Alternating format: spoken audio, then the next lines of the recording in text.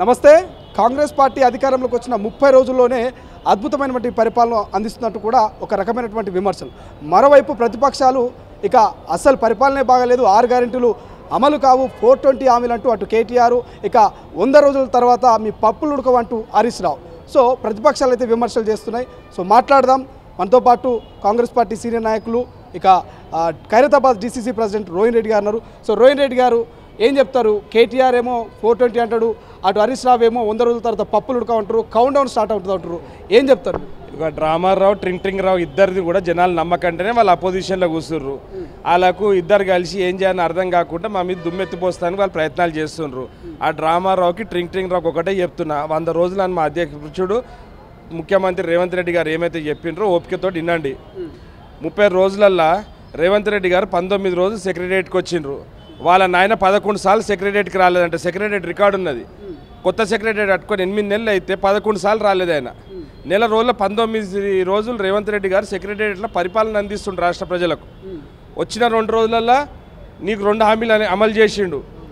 11 లక్షల అప్లికేషన్లు వచ్చినాయి మొత్తం ఈ 6 గ్యారెంటీ కార్డుల మీద. అవన్నీ స్క్రూటినీ అవుతున్నాయి. స్క్రూటినీ తర్వాత లబ్ధిదారులకు అందరు కూడా వచ్చే విధంగా రేవంత్ రెడ్డి గారు అధికారులకు అందరికీ దశ నిర్దేశ అందరూ కూడా ఆయన గైడ్లైన్స్ ప్రకారం అందరూ కూడా ఎట్లా అందజేయాలనే దాని మీద ఆయన చాలా సీరియస్గా రివ్యూలు తీసుకుంటున్నాడు.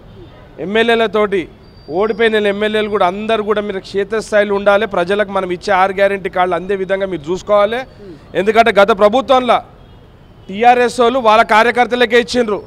మనకు ప్రజలందరూ ఒకటే, అందరికి అందే విధంగా మీరు పోయాలి, అది అందే విధంగా చూసుకోవాలి. లేకపోతే అక్కడనో ఇక్కడ చిల్లరగాళ్ళు ఉన్నారు కదా కొంతమంది, వాళ్ళు గారి మళ్ళీ బద్నాం చేసే కార్యక్రమం చేస్తారు. కాబట్టి మీరు అందరూ కూడా 119 మంది ప్రతి నియోజకవర్గాన్ని పట్టుకోవాలి.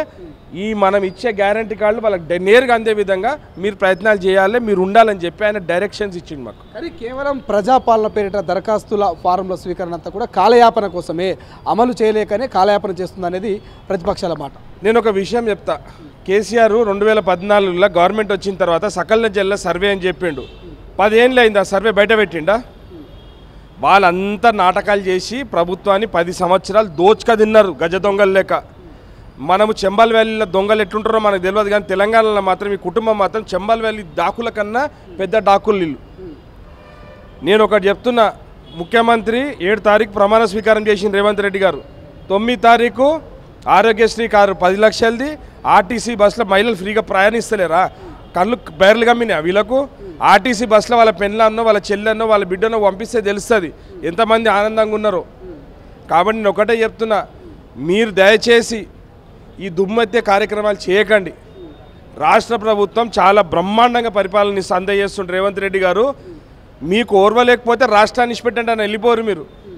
కానీ రాష్ట్ర ప్రజలకు మాత్రం అనవసరమైన అపోహలకు లేకపోతే వాళ్ళని కన్ఫ్యూజన్లో పెట్టొద్దు. ప్రజలందరూ హ్యాపీగా ఉన్నారు. ఒక ఆనందంతో ఒకసారి మీరు కట్టుకున్న ప్రగతి భవన్ ఏదైతే కోట కట్టుకున్నారో మీరు ఆ గడి కంచెలు తెంచి రేవంత్ రెడ్డి గారు అందుబాటులోకి ఇచ్చిండ్రు.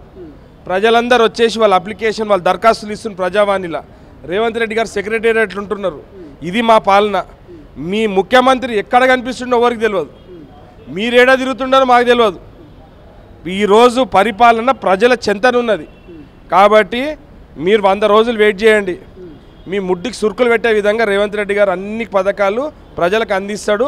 అవన్నీ చూసిన తర్వాత ఊర్లో మిమ్మల్ని ఏడ పోతాడా మిమ్మల్ని ఉరికిచ్చి తంతరిగా. కానీ ఏం చెప్తారు? ప్రజాపాలన దరఖాస్తులు నిన్న రోడ్డు మీద, అంతకుముందు ఒకసారి హోటల్లో దర్శనం ఇచ్చి సోషల్ మీడియాలో వైరల్ అవుతున్నది. సో ఏం చెప్తారు దీని గురించి? నేను ఒక విషయం చెప్తా. సోషల్ మీడియా కోసమే కొన్ని దరఖాస్తు ఫామ్లు వాళ్ళే అతకబెట్టి అవి తీసుకొచ్చి బయట పడేసినట్టు డ్రామాలు చేస్తున్నాడు.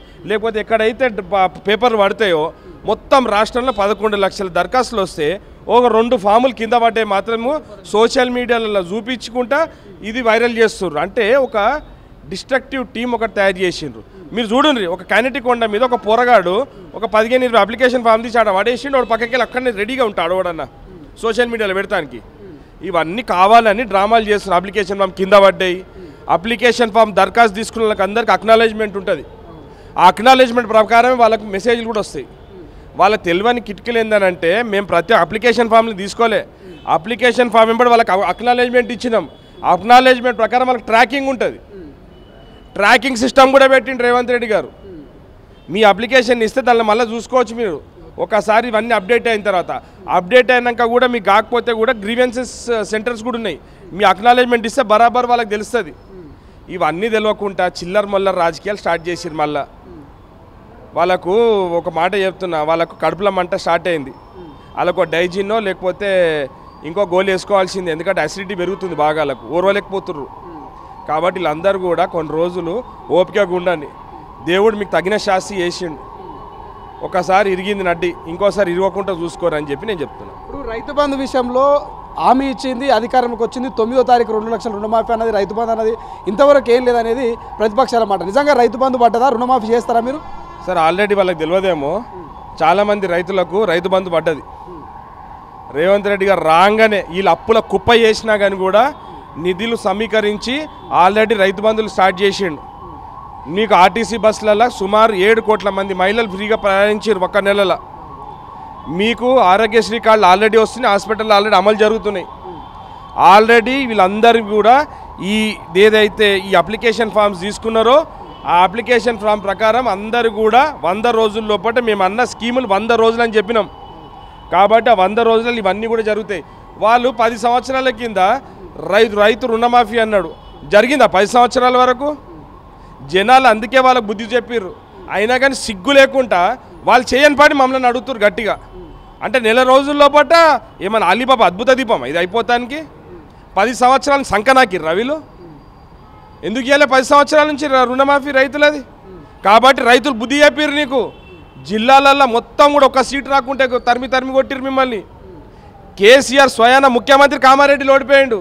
సిగ్గు శరం లేకుండా మా మీద దుమ్మెత్తి వస్తున్నారు వీళ్ళు.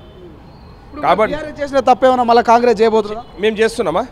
నేను అదే చెప్తున్నా కదా, నెల రోజుల 19 రోజులు ముఖ్యమంత్రి గారు సెక్రటరియట్లో పరిపాలన అందిస్తున్నాడు. వాళ్ళు 8 నెలలు కట్టుకున్న వాళ్ళ సెక్రటరియట్లో 11 రోజులు సెక్రటరియట్కి సీఎం రాలే. సీఎం ఎప్పుడైనా మీరు అడగండి రాష్ట్ర ప్రజలల్లో, ఆయన పరిపాలన ప్రగతి భవన్ నుంచి నడిపించిండా లేకపోతే ఫామ్ హౌస్ నుంచి నడిపించిండా సెక్రటరీ నుంచి నడిపించిండా? ఫామ్ హౌస్ ముఖ్యమంత్రి అనే పేరుంది, ప్రగతి భవన్ ముఖ్యమంత్రి అని పేరున్నది. ఇక గట్లాంటి ముఖ్యమంత్రి కావాలన్నా లేకపోతే పాలన అందించే రేవంత్ రెడ్డి లాంటి ముఖ్యమంత్రి కావాలనేది ప్రజలందరూ కూడా చాలా క్లారిటీగా ఉంటున్నారు. వీళ్ళు ఎంత చెప్పినా కానీ ఆ డ్రామారావుని ట్రింగ్ రావుని ఇద్దరు ఎవరు నమ్మే పరిస్థితి లేదు. ఇప్పుడు ఎంపీ ఎన్నికల్లో కూడా ముఖ్యంగా ఇప్పుడు కేటీఆర్ గారు, హరీష్ రావు గారు, కేసీఆర్ గారు ఎంపీ ఎన్నికల్లో ఉండబోతున్నారు అనేది కొంత సమాచారం సోషల్ మీడియాలో వైరల్ అవుతుంది. వీళ్ళు నిజంగా ఎంపీ ఎన్నికల్లో పడితే ఈసారి సీట్లు తగ్గే అవకాశం ఉందా కాంగ్రెస్కు? డెఫినెట్గా ఓడిపోతారు వాళ్ళు. ఎందుకట్లా? గ్యారంటీగా పబ్లిక్ ఆల్రెడీ ఓడగొట్టిరు కదా, డెఫినెట్ మళ్ళీ ఓడగొడతారు. కరీంనగర్ జిల్లాలో చూడుండ్రి, మెదక్ జిల్లాలో కేసీఆర్ హరీష్ రావు ఉన్న జిల్లాలో చూడుండ్రి, జనాలు వాళ్ళు ఓడిపోయారా లేరా? వాళ్ళు మీరు చూడుండ్రి, వాళ్ళకి ఎక్కడ కూడా వాళ్ళకి ఈసారి ఖాతా కూడా ఓపెన్ కాదు. టీఆర్ఎస్ బీఆర్ఎస్ మార్చారు, జాతీయ రాజకీయాలు అన్నారు కదా, ఎందుకు కాదు? అక్కడనే దరిద్రం చుట్టుకుంది వాళ్ళకు. తెలంగాణ పేరు మీద ముఖ్యమంత్రి అయ్యిండు, ఎప్పుడైతే తెలంగాణ మర్చిపోగానే జనాలను అన్నింటికి పంపించారు. అది అహంకారం పెరిగిపోయింది, కేసీఆర్కి అహంకారం పెరిగిపోయింది. నిన్న ముఖ్యమంత్రి ఆయన ఏం మాట్లాడుతున్నాడు? ఒక ముఖ్యమంత్రి రాజ్యాంగ హోదాని ముఖ్యమంత్రి కన్నా కేసీఆర్ అనే పదం చాలా గొప్పదంట. సిగ్గు శరం ఏమన్నా ఉందా వీళ్ళకు? అసలు వీళ్ళు మనుషుల అన్నం తింటుర్రు రైలు ఏమన్నా లేకపోతే ఏమన్నా తింటుర్రు? నాకు అర్థం కాదు. ఒక రాజ్యాంగ హోదా ఇచ్చిన ముఖ్యమంత్రి కేసీఆర్ ముఖ్యమంత్రి కాకపోతే కేసీఆర్ని ఎవరు చూస్తుండే? మా హనుమంతన్న అంటుండే, ఈ జాంగీర్పల్లి దర్గా కాడ అల్లాకే నాంపే దేదే బాబా అని అడుకుంటుండే. ఒక ముఖ్యమంత్రి పదవి వచ్చినందుకే కదా ఇన్ని లక్షల కోట్లు సంపాదించారు మీరు. ఒక రాజ్యాంగ పదవి వచ్చినందుకే కదా మీ నాయనకి ఇన్ని సెక్యూరిటీ 22 బండ్లు కొన్నారంట. అదేంటి అది ల్యాండ్ క్రూజర్లు? ఎక్కడికి వెళ్ళి వచ్చింది? కేసీఆర్ జేబులోకి వెళ్ళి వచ్చిందా లేకపోతే కేసీఆర్ అంత పెద్ద నిజాం సర్కారా ఇంత ఆస్తులు సంపాదించినందుకు?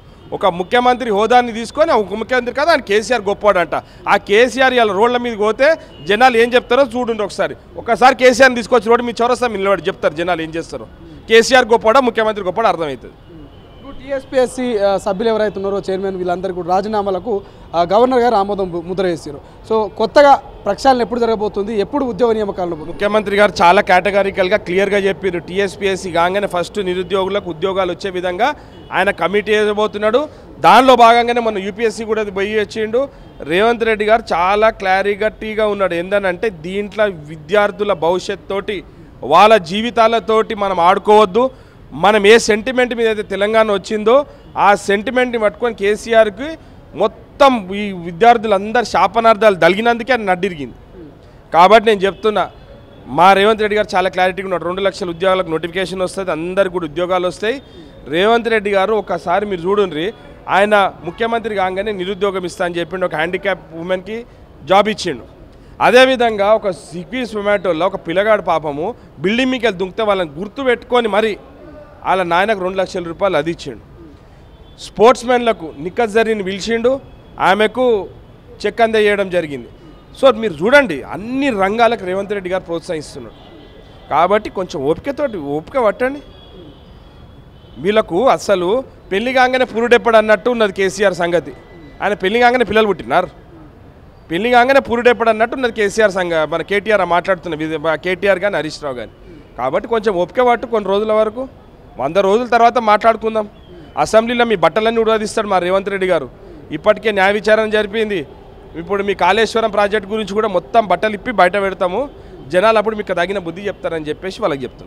ఎంపీ ఎన్నికల్లో ఎన్ని మెజార్టీ ఆఫ్ సీట్లు వచ్చే అవకాశం? 12కు తగ్గకుండా మనం ఎంపీ సీట్లు గెలుస్తామని రేవంత్ రెడ్డి గారు అన్నారు. ఆయనతో మేము అందరం కూడా ఏకీభవిస్తున్నాం. అదే డైరెక్షన్ మేము అందరం కూడా పనిచేస్తున్నాం. Thank you.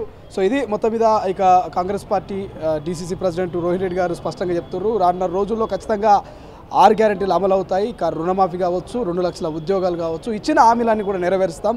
సకాలంలో ఇక ప్రజల మన్ననలు పొందుతున్నటువంటి ముఖ్యమంత్రి రేవంత్ రెడ్డి పాలన అద్భుతంగా ఉందంటూ ఆయన చెప్తున్నారు. కెమెరా పర్సన్ అజయ్తో శ్రీశైలం, తొలి వెలుగు, హైదరాబాద్.